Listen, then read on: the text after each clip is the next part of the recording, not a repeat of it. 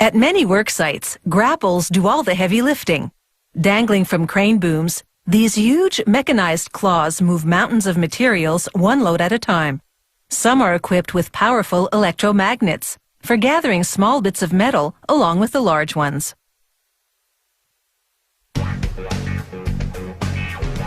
Not much can escape the grasp of the mighty grapple. A magnet at the center pulls metal from the scrap heap while 4 fingers dig into the pile. It then transfers the load of steel for recycling. It actually takes some of that recycled steel to make a grapple in the form of steel plate. A computer-guided flame burns through the steel to cut out the various part shapes. It will take approximately 50 pieces in a range of shapes and thicknesses to make one grapple.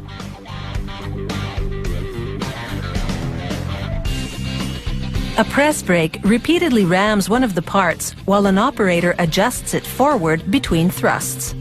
The process curls the part to give it a claw-like profile. It's the basic shape of a grapple finger.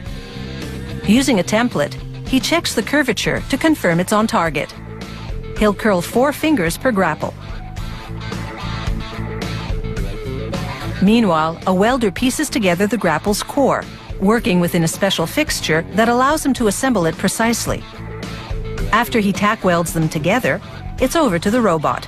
It does the permanent welds as the core slowly rotates in a special device.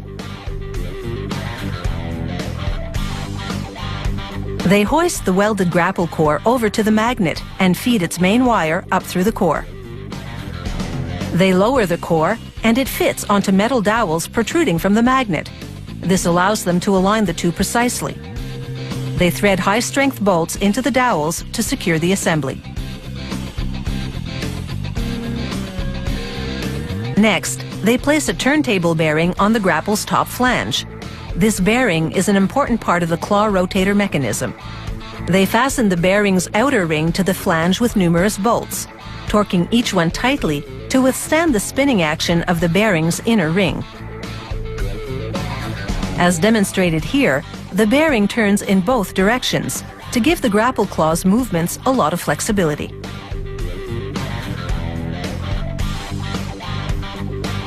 A worker now lowers the upper rotator assembly onto the turntable bearing. This assembly holds the rotator's motor and the manifold that feeds hydraulic fluid to the cylinders that power the claw. They now slide the hydraulic cylinders into their slots and lock them in place with pivot pins. They install a total of 4 cylinders. Each one will power one grapple finger, and together they'll open and close the grapple claw. They connect the hydraulic feed lines to the cylinders and reinforce the connection with a 4-bolt flange which can handle the pressure of the hydraulic fluid.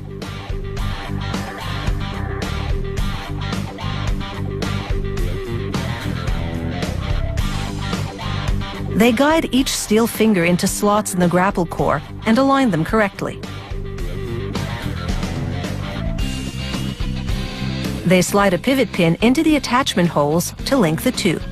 This pin will also act as a kind of hinge as the finger opens and closes. They fasten the pivot pin to the grapple with a nut that's split in one spot. This split enables it to be squeezed tightly around the large pin with a small bolt.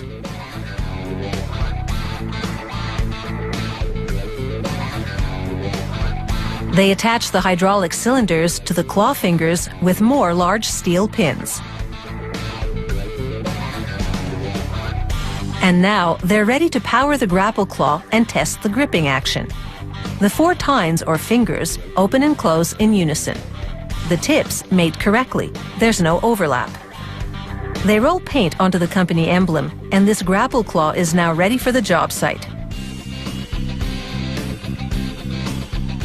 It weighs 4.5 tons, and just dropping it on a car will crumple it like a piece of tissue paper. It takes about 150 hours to manufacture a grapple claw that can get a grip on the really big jobs in a matter of seconds.